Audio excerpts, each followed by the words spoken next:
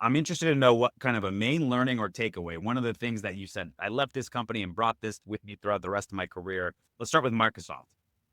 Right. Yeah. I spent 17 or 18 years on Microsoft and did a whole bunch of different roles there. But kind of the two loves of my career there were networking and cybersecurity.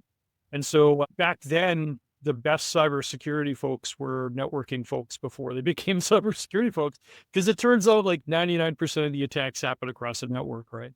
And so if you can understand TCP/IP, if you understand how the operating systems do networking, you have a pretty good insight into what the attackers are doing, at least from that perspective, right? So that company, Microsoft back in those days, like I joined their incident response team. I was employee number 3 on their incident response team. I think it was 2003. I joined that team on a Thursday, and that Saturday, SQL Slammer hit the internet.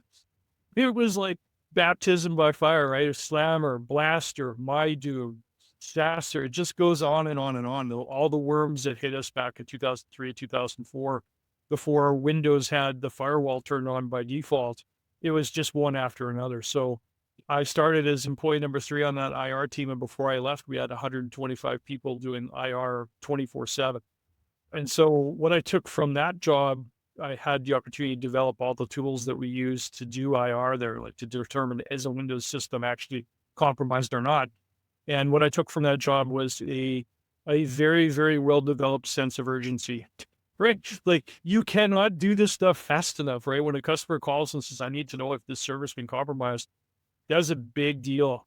And so being able to do that in a way that's, efficient and really respects the urgency the customer has at that point